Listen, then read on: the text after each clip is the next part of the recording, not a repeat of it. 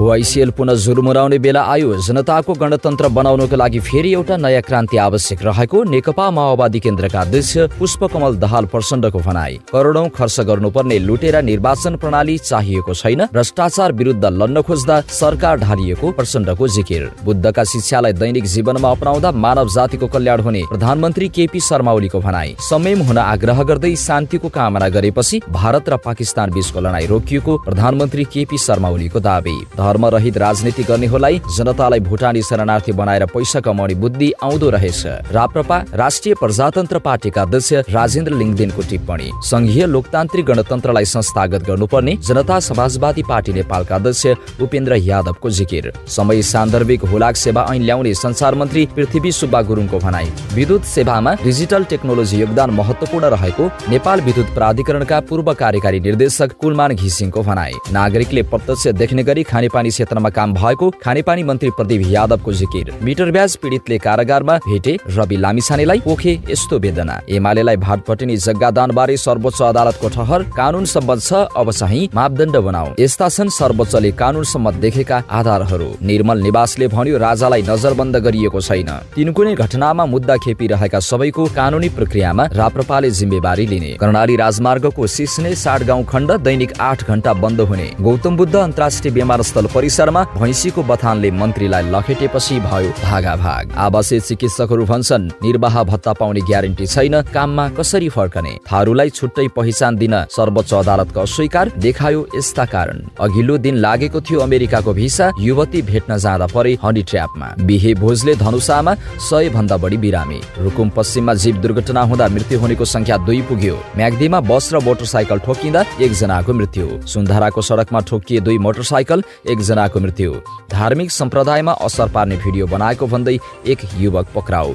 धनकुटामा जीव दुर्घटना हुँदा 8 जना घाइते। हावाहुरीले केरा खेतीमा 51 लाखको क्षति। फेवातालबाट 3 जना इजरायली पर्यटकको उद्धार। कलाकार विल्सन विक्रम राई भन्छन् तोकमा एप चलाएर देशको पैसा देशमै राखौं। जडीबुटी पेप्सीकोला सडकको दायाँ बायाँका अवैध संरचना 35 दिनभित्र हटाउन सूचना जारी। बागमती सरकारले आईटी क्षेत्रमा 500 जनालाई रोजगारी दिने। पोखरामा जारी गण्डकी कोटीहोममा बुद्ध पूर्णिमा विशेष समारोहका आयोजना। सोमबारसम्म 500 बटुको व्रतबन्ध, 100 ज्येष्ठ नागरिकको 84 पूजा। पर्यटन क्षेत्रमा आन्तरिक तथा बाह्य लगानी भित्र्याउन हरेक स्थानीय तहले पहल गर्नुपर्ने नेपाल उद्योग वाणिज्य महासंघका अध्यक्ष चन्द्रप्रसाद ढकालको जिकिर। अर्थमन्त्री विष्णु प्रसाद पौडेललाई चेम्बर अफ कमर्सका 101 सुझाव यस्ता छन्। निजी क्षेत्रको समस्या समाधान सरकारको प्राथमिकतामा रहेको अर्थमन्त्री विष्णु प्रसाद पौडेलको जिकिर।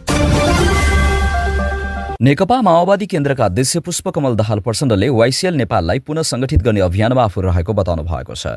सुर्खेतको वीरेन्द्रनगरमा सोमबार वाइसिएल नेपाल कर्णाली प्रदेशको प्रथम सम्मेलनको उद्घाटन गर्दै प्रचण्डले त्यसका लागि नै आफूले मर्निङ वाक अभियान चलाएको बताउनु भयो। तपाईहरूले देख्नु भएको छ, म बिहानै हिँड्ने गरेको छु। त्यो मर्निङ वाक होइन, त्यो युवाहरूलाई फेरि आन्दोलित गर्ने, वाइसिएललाई फेरि संगठित गर्ने महाअभियान हो उहाँले भन्नुभयो। आजको समयको वाइसिएल नेपालले नयाँ क्रान्तिको तयारी थाल्नुपर्ने बताउनु भएका प्रचण्डले अभियानको तयारीको लागि लामबद्ध हुन फेरि एकचोटि जुर्मुराएर उठ्न आवश्यक रहेको बताउनु भयो। नयाँ क्रान्तिको तयारीका निम्ति वाइसिएल नेपाल एकपटक फेरि जुर्मुराएर उठोस् भन्ने म चाहन्छु उहाँले भन्नुभयो। किनभने वाइसिएलले फेरि एकपटक राष्ट्र र जनताको पक्षमा आफूलाई समर्पित गर्ने बेला आएको छ। प्रचण्डले अभियानको क्रममा र जनसभाको लागि जिल्ला जिल्लामा जाँदा यसपटक वाइसिएल नेपाल सक्रिय हुन थालेको आफूले महसुस गरेको बताउनु भयो। प्रधानमन्त्री केपी शर्मा ओलीले बुद्धका शिष्यहरूलाई दैनिक जीवनमा अपनाउँदा मानव जातिको कल्याण हुने बताउनु भएको छ। बुद्ध जयन्तीका अवसरमा सोमबार स्वयम्भू स्थित आनन्दकुटी बिहारमा आयोजित सार्वजनिक बौद्ध सभामा प्रधानमन्त्री ओलीले आफूले पहिला प्रधानमन्त्री हुँदा लुम्बिनीमा ध्यान केन्द्र नरहेको देखेर 8000 जनासम्मको क्षमताको अन्तर्राष्ट्रिय ध्यान केन्द्र स्थापना गरेको बताउनु भयो। प्रधानमन्त्री ओलीले लुम्बिनीको गुरु योजना कार्यान्वयनलाई पूरा गराउन सरकारले ध्यान दिएको पनि बताउनु भयो। उहाँले बुद्धको जन्मका आधारमा 2649 जन्म जयन्ती नै यथार्थ भएको र उहाँको जन्मको 80 वर्षपछि आजकै तिथिमा बुद्धत्व प्राप्ति र महापरिनिर्वाण भएकाले यो दिन एक असाधारण दिन भएको स्मरण गर्नुभयो। बुद्धका शिक्षाहरू सरल र स्पष्ट छन्। विश्वमा शान्ति छाउनुपर्छ, हरेक ठाउँमा शान्ति छाउनुपर्छ। बुद्धका शिक्षाहरू शान्ति, सत्मार्ग, मित्रता, सहिष्णुता, मित्रता, असल बानी आदि बुद्धका मुख्य शिक्षाप्रति अब हामी केन्द्रित भएर जानुपर्छ, प्रधानमन्त्री ओलीले भन्नुभयो। राष्ट्रिय प्रजातन्त्र पार्टीका अध्यक्ष राजेन्द्र लिङदेनले धर्मरहित राजनीति गर्नेहरूका कारण मुलुकले आफ्नो धार्मिक तथा सांस्कृतिक पहिचान गुमाएको टिप्पणी गर्नुभएको छ। पोखरामा जारी कोटीहोम महायज्ञलाई सोमबार सम्बोधन गर्नुहुँदै अध्यक्ष लिङदेनले यस्तो बताउनु भएको हो। उहाँले धर्मनिरपेक्षताको नाममा राजनीति गर्नेहरूले आम नागरिकलाई नक्कली भुटानी शरणार्थी बनाएर पैसा कमाउने काम गरिरहेको टिप्पणी गर्नुभयो। अब पूजापाठ गरेर मात्र धर्मको रक्षा नहुने बताउँदै अध्यक्ष लिङदेनले धर्मप्रतिको व्यवहारिक कर्तव्य निभाउनु पर्नेमा जोड दिनुभयो। उहाँले बदनाम नेताहरूसँगै राजनीति गरिरहेको भए पनि राजनीतिक जीवनमा 1 रुपियाँ पनि अनियमित ढङ्गले नकमाएको उहाँको दाबी छ। उहाँले धर्म र संस्कृतिमाथि प्रहार भइरहेको उल्लेख गर्दै यसको संरक्षणका लागि सबै एकजुट हुनुपर्नेमा जोड दिनुभयो।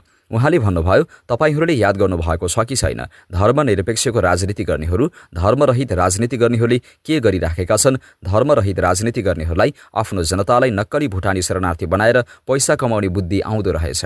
हामी धर्मसहितको राजनीति गर्छौं, भ्रष्टाचार गरेर खानु आमाको रगत खानु सरह हो भनेर भन्छौं। अहिले म पनि बदनाम नेताहरूको बीचमा छु, तर भ्रष्टाचार गरेर खानु आमाको रगत खानु सरह हो मात्रै भन्दिन। यति लामो राजनीतिमा 1 रुपियाँ पनि खाएको छैन भनेर जुनसुकै मन्दिरमा छिर्न सक्छु। त्यो निष्ठा बोकेको मान्छे अरू कसले के भन्छ म चिन्ता लिँदिन। हामीले कर्मकाण्ड गरेर पूजा अनुष्ठान गरेर मात्र अब नपुग्ने भएको छ। आफ्नो धर्मका प्रति हाम्रा कर्तव्य पनि छन्। हामीले हाम्रो पहिचान अकारण गुमाउनु पर्यो, गलत नेतृत्वको कारण गुमाउनु पर्यो, त्यसप्रति पनि हाम्रा कर्तव्य छन् भन्ने कुरा हामीले यस प्रकारका यज्ञमा आउँदा थाहा पाउनुपर्छ। धर्म र संस्कृति रहे मात्र मुलुक रहने उल्लेख गर्दै अध्यक्ष लिङदेनले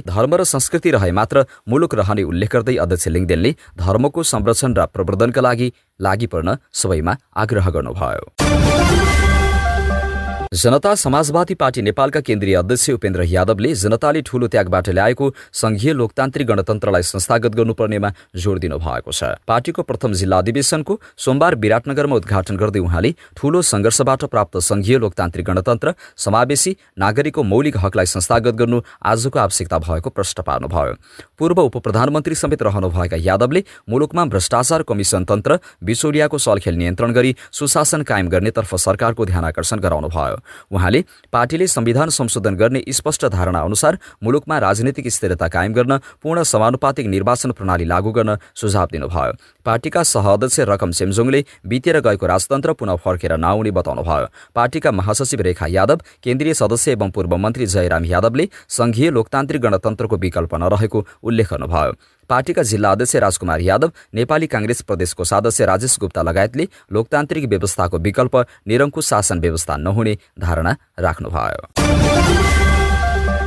सञ्चार तथा सूचना प्रविधि मन्त्री पृथ्वी सुब्बा गुरुङले समय सान्दर्भिक हुलाक सेवा ऐन ल्याउने प्रतिबद्धता व्यक्त गर्नुभएको छ। सोमबार हुलाक निर्देशनालय सुर्खेतको नवनिर्मित भवनको उद्घाटन गर्दै मन्त्री गुरुङले हुलाक सेवा पुरानै ढर्राबाट चलिरहेकाले अब यसको सेवालाई व्यापक परिवर्तन गर्ने गरी ऐन ल्याउन लागि जानकारी दिनुभयो। प्रविधिले फड्को मारिरहेको बेलामा पुरानै कानून रहन नसक्ने उल्लेख गर्दै सरकारका प्रवक्ता समेत रहनुभएका मन्त्री गुरुङले सेवालाई आधुनिक र प्रविधि मैत्री बनाउने स्पष्ट पार्नुभयो। हुलाक सेवाको विकास हुन नसकेको, हुलाक पुरानै तरिकाले चलिरहेको अवस्था छ।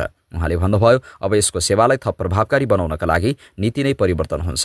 यसका लागि हामीले ऐन ड्राफ्ट गरिरहेका छौं। ऐन बनिसकेपछि संघीयताको मर्मअनुसार आधुनिक रूपमा हुलाक सेवा सञ्चालन हुन्छ। देश संघीय गणतन्त्रमा पुरानो ऐनबाट हुलाक सेवा चलाएर प्रतिफलको आशा गर्नु गलत हुने बताउँदै उहाँले भन्नुभयो, कानून छ राजा महेन्द्रको पालाको, अनि हामीले परिवर्तनको अपेक्षा गरेर हुन्छ र? यतिका वर्षसम्म कति सरकार परिवर्तन भए, कानून बनाउनुपर्छ भन्ने हेक्का किन नराखेको? अहिले भ्रामक सूचनाले समाज भाँडिरहेको भन्दै मन्त्री गुरुङले सरकारले यसलाई नियमन गर्ने गरी ल्याएको सञ्चार सम्बन्धीको विधेयक छिट्टै कानूनको रूपमा ल्याउने जानकारी दिनुभयो। विकासका काम अध्ययन नगरिकन गरिँदै आएको उल्लेख गर्दै मन्त्री गुरुङले देशको खरबौं रकम खेर गइरहेको बताउनुभयो। बसाइसराई शहर केन्द्रित हुँदैछ।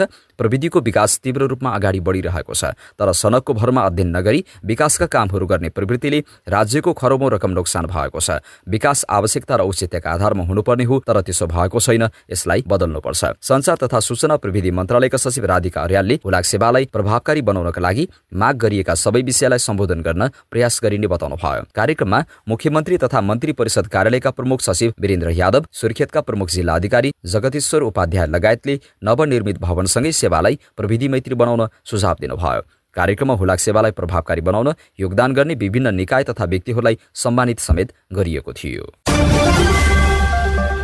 मिटर ब्याज पीडित किसान मजदुरहरूले राष्ट्रिय स्वतन्त्र पार्टीका सभापति रवि लामिछानेसँग कारागारमा भेटेका छन्। मिटर ब्याज तथा ठगी विरुद्ध किसान मजदुर संघर्ष समितिका संयोजक अवधेश कुशवाहा र निर्गर नवीन सहितको टोलीले भैरवा स्थित रूपन्देही जिल्ला कारागारमा भेट गरेको हो। भेटमा टोलीले किसानका समस्यामा सरकार अनुदार बनेको गुनासो सुनाएको थियो। गृहमन्त्रीका रूपमा रवि लामिछानेले गरेका सम्झौता नयाँ सरकार बनेपछि कार्यान्वयन नगरिएको उनीहरूले बताएका छन्। निर्गर नवीनले भन्नुभयो, पहिला जुन तदारुकताका साथ काम भएको थियो अहिले त्यो छैन। त्यति लामो छलफल र गृह कार्यपछि भएको सम्झौता अहिले कार्यान्वयन हुँदै सक्दैन भन्ने कुरा भइराखेको छ। एक हिसाबले भन्ने हो भने सरकारले हामीलाई चिन्न छोडिसक्यो। संघर्ष समितिका संयोजक अवधेश कुशवाहाले जिल्लाहरूमा प्रहरी र सिडिओहरू फेरिएसँगै मिटर ब्याज पीडितमाथि नै मुद्दा चलाइएको र पक्राउ गरिएको बताउनुभयो। सरकार साहुकारहरू जोगाउन लागिराखेको छ, अन्याय भयो भनेर कहाँ जाने? गृह मन्त्रालयको ढोका बन्द जस्तै छ अहिले पीडितका लागि, उहाँले भन्नुभयो। जवाफमा रवि लामिछानेले नातिने र एक भएर अघि बढ्न आग्रह गर्नुभएको छ। पीडितहरूबीच राजनीति हुन नहुने भन्दै उहाँले न्यायको लडाईँमा एक दिन अवश्य जितिने बताउनुभयो। लामिछानेले भन्नुभयो, धनी र गरिब बीचको लडाईँ लामो चल्छ, जित न्यायको हुन्छ, तर धैर्य गर्नु। जनताको कुरा सरकारले नसुनेर कहाँ हुन्छ? सुन्नुपर्छ, सुन्छ, यो नभए अर्कोले सुन्छ। त्यतिन्जेल तपाईहरूबीच फाटो आउनु भएन, एक भएर लड्नुपर्छ। मलाई हेर्नुस् त, मेरो स्वार्थ के छ? जनताकै लागि लड्दा यो दुःख पाएको छु। न्याय पाउनु अघि दुःख हुने रहेछ, यसपछि न्याय हुन्छ। तपाईहरूले पाएको दुःख न्याय पाउनु अघिको हो, नातिनु। सर्वोच्च अदालतले भाटभटेनी सुपरमार्केटका सञ्चालक मीन बहादुर गुरुङबाट एमालेले जग्गादान लिने कामलाई कानून सम्मत ठहर्याउँदै अब भने राजनीतिक दलहरूले लिने अचल सम्पत्ति र चन्दा उपहारको मापदण्ड सम्बन्धी कानून बनाउन सरकारको ध्यान आकर्षण गराएको छ। भाटभटेनी सुपरमार्केटका सञ्चालक मीन बहादुर गुरुङले एमाले मुख्यालय बनाउन 10 रोपनी जग्गा दान दिएको विषयमा परेको मुद्दाको फैसलामा सर्वोच्चले प्रचलित कानूनले जग्गा दान लिन निषेध नगरे पनि अब भने अचल सम्पत्ति स्वीकार गर्ने सम्बन्धी मापदण्ड आवश्यक भएको औल्याएको हो। सर्वोच्च अदालतले 1 पुस 2081 मा नै जग्गा दान लिने काम प्रचलित कानून विपरीत नदेखिएको भन्दै रिट निवेदन खारेज गरेको हो। त्यही निर्णयको पूर्णपाठ सार्वजनिक गर्दै सर्वोच्चले अचल सम्बन्धी लिने मापदण्ड बनाउन सरकारको ध्यानाकर्षण गराएको हो।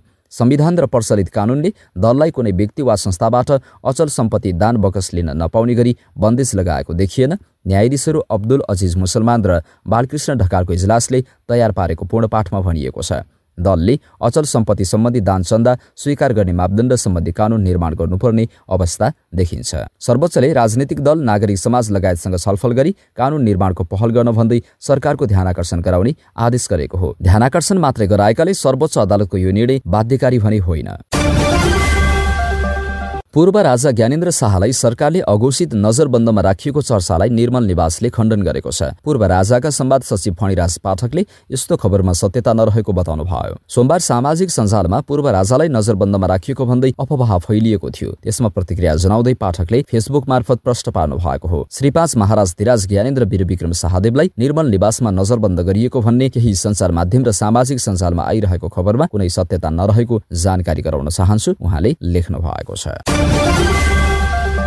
तिनकुने घटनामा पक्राउ परेका सबैको जिम्मेवारी राप्रपाले लिने घोषणा पार्टीका अध्यक्ष राजेन्द्र लिङदेनले गर्नुभएको छ। नाजायज रूपमा हिरासतमा राखिएका देशभक्त राष्ट्रवादी बन्दीहरूको कानूनी प्रक्रियामा राप्रपाले सघाउने उहाँले बताउनुभयो। आइतबार राप्रपाको कार्यालयमा संयुक्त जनआन्दोलन समितिको बैठक बसेको थियो। सो बैठकमा लिङदेनले यस्तो घोषणा गर्नुभएसँगै सबैले स्वागत गरे। राजसंस्था पक्षधर सबैभन्दा ठूलो दलका रूपमा राप्रपाले गरेको यो जिम्मेवारी बोधको राजवादी नेताहरूले प्रशंसा गरेका छन्।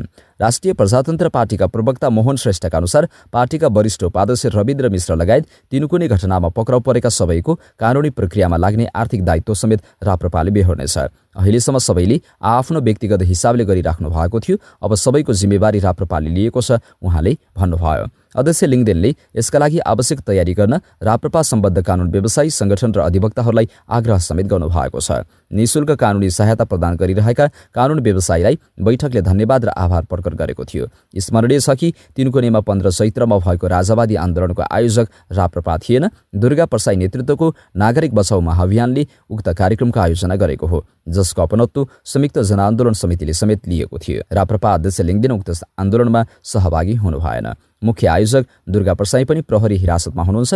राप्रपाले सबैको जिम्मेवारी वहन गर्ने निर्णय गर्दा दुर्गा पनि त्यसभित्र पर्छन् वा पर्दैनन् भन्ने चाहिँ अस्पष्टता देखिएको छ। राप्रपा स्रोतले यो विषयमा अनभिज्ञता दर्शायो। स्रोतले भने अध्यक्षज्यूले कसैको पनि नाम तोक्नु भएको छैन, सबैको जिम्मेवारी लिने भन्नुभएको हिसाबले उहाँ पनि त्यसमा अटाउनु पर्ने हो। राप्रपा र दुर्गा प्रसाईबीच सुमधुर सम्बन्ध थिएन। प्रसाईले सार्वजनिक फोरममै राप्रपाको आलोचना गरेका थिए। कर्णाली राजमार्ग अन्तर्गत सिस्ने साईगाउँ सडक खण्डमा सोमबारदेखि दैनिक 8 घण्टा सवारी आवागमन पूर्ण रूपमा बन्द गरिने भएको छ। त्यही बाटो हुँदै आवाज जवात गर्ने अछाम, कालीकोट, जुम्ला, मुगु, हुम्ला र बाजुरा लगायतका नागरिकलाई शास्ति हुने भएको छ। जिल्ला प्रशासन कार्यालय दैलेखले एक सूचना प्रकाशित गर्दै सडक निर्माण कार्यका कारण यो निर्णय गरिएको जानकारी गराएको हो। प्रशासनका अनुसार बिहान 8 बजेदेखि 12 बजेसम्म र दिउँसो 2 बजेदेखि साँझ 6 बजेसम्म सो सडक खण्ड बन्द रहनेछ। सडक डिभिजन कार्यालय सुर्खेतबाट ठेक्का सम्झौता भई निर्माणाधीन रहेको एक सडक खण्डमा आवश्यक संरचना निर्माण तथा मर्मत सम्भारका लागि सवारी साधनको आवाजावत रोकिएको हो। निर्माण कार्य सहज रूपमा सञ्चालन गर्नका लागि निश्चित समयावधिमा राजमार्ग बन्द गर्नु परेको प्रशासनले स्पष्ट पारेको छ। सडक बन्दले दैनिक यात्रामा असर पार्न सक्ने भएकाले यात्रु तथा सवारी साधन चालकलाई वैकल्पिक मार्गको रूपमा रामघाट साईगाउँ खण्ड हुँदै मध्य पहाडी राजमार्ग प्रयोग गर्न आग्रह गरिएको छ। प्रशासनले निर्माण कार्य सम्पन्न नभएसम्मका लागि यस्तो व्यवस्था लागू गरिएको भन्दै यात्रुलाई असुविधा भएमा क्षमा याचना समेत गरेको छ। यस खण्डमा यात्रा गर्न चाहनेहरूले उल्लेखित समय र सूचनालाई ध्यानमा राखी आफ्नो योजना बनाउन प्रशासनले सुझाएको छ। रूपन्देहीको भैरवा स्थित गौतम बुद्ध अन्तर्राष्ट्रिय विमानस्थल परिसरमा अन्तर्वार्ता दिइरहनुभएका संस्कृति, पर्यटन तथा नागरिक उड्डयन राज्यमन्त्री अरुण कुमार चौधरी सहितको टिमलाई भैँसीको बथानले लखेटेको भिडियो सोमबार सामाजिक सञ्जालमा भाइरल बन्यो। सोमबार प्राइम टाइम टेलिभिजनका लागि ऋषि धमलाले उहाँसँग अन्तर्वार्ता लिइरहेको समयमा विमानस्थलभित्र चलिरहेको भैँसीको बथान दौडेर आएपछि सबैको भागाभाग भएको दृश्य देख्न सकिन्छ। बिहानी घाम उदाउन साथ काठमाडौँ मेडिकल कलेज स्नातकोत्तर तह पीजी अन्तर्गतका एमडी एमएसका आवासीय चिकित्सकहरू कलेज परिसरमा देखिन्छन्। आन्दोलन अघि उनीहरू अस्पताल परिसरमा पुग्नासाथ बिरामीको सेवामा खटिन सुरु गर्थे, तर अहिले उनीहरूको दिनचर्या परिवर्तन भएको छ। स्टेथोस्कोप र सेतो कोट लगाएर बिरामीको सेवा गर्नुको सट्टा उनीहरू आफ्नो अधिकार प्राप्तिको छलफल, बहस र संवादमा व्यस्त हुन्छन्। 21 दिन बितिसक्यो, सरकारले तोके अनुसार निर्वाह भत्ता माग गर्दै अस्पताल परिसरमा समय बिताएको पनि, तर निजी मेडिकल कलेज सञ्चालकहरू टसमसको अवस्थामा छैनन्।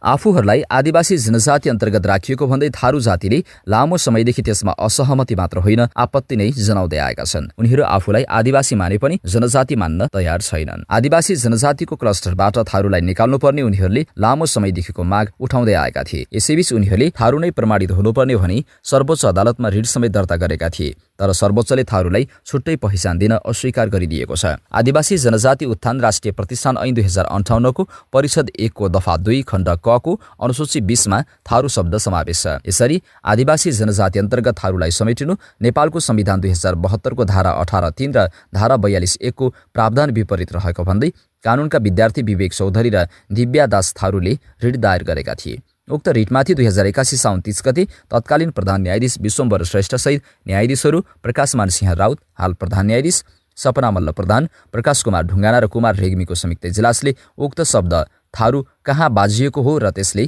के असर परेको हो खुलाउन नसकेको भन्दै कारण देखाउ आदेश समेत जारी गर्न नपर्ने ठहर गर्दै रिट खारेज गरेको थियो।